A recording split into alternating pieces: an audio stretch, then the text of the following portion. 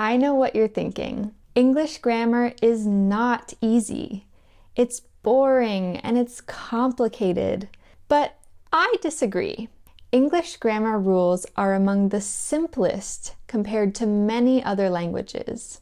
Plus, Mozalingua's approach to grammar is super practical. And since you've reached all the way to this episode of the podcast, maybe that doesn't come as a surprise. In school, they teach you English with a long series of grammar rules. But in our opinion, grammar is a tool.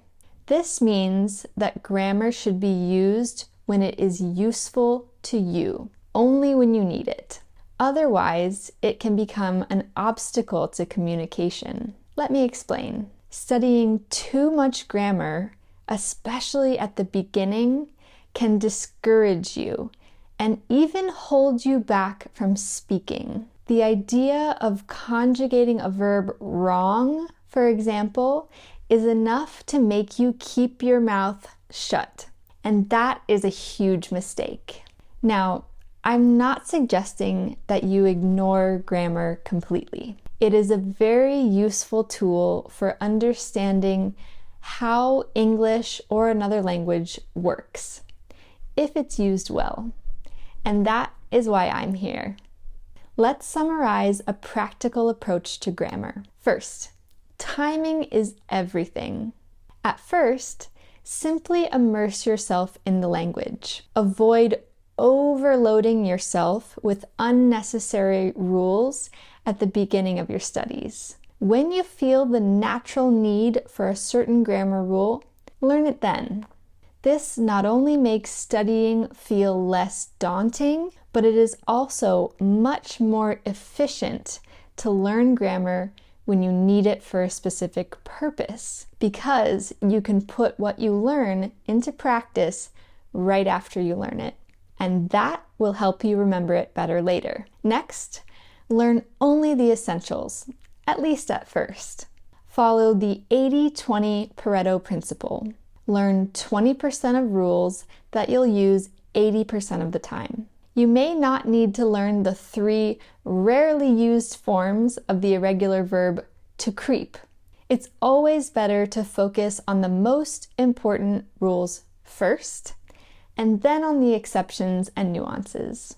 To help you decide what is the most important, there's an English grammar pack in your Mozalingua app with lessons on the fundamentals. And finally, use grammar to improve your understanding, not to hinder your desire to speak. Grammar is a great tool for understanding how a language works and mastering its structures. But don't let a fear of making grammar mistakes stop you from speaking English. It would be a shame to deprive yourself of the extraordinary experience that is learning by doing and learning from your mistakes.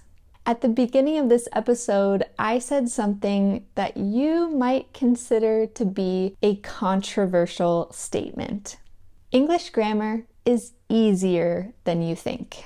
While I admit that English pronunciation can cause you trouble, English grammar is much simpler. Here are 4 arguments to prove my point. First, to make it plural, adding an S is usually enough. In English, usually all you have to do is add an S to the end of a word to get its plural form. 1 cat, 2 cats. 1 friend, 4 friends. It's true that there are some irregular plural nouns, like women, men, and children, but there aren't too many to learn. Point number 2, English has no grammatical gender. You also don't have to worry about whether objects are masculine or feminine, because there's only one form. This makes English significantly easier than many languages, like French or Spanish, which have both masculine and feminine nouns. Not to mention German, which has 3 genders. Number 3, adjectives do not agree.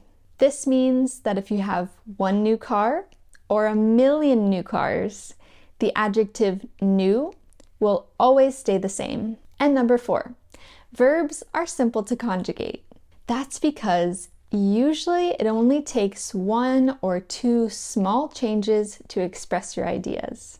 In English, you only have 2 forms to learn for the present. Let's take the verb to listen.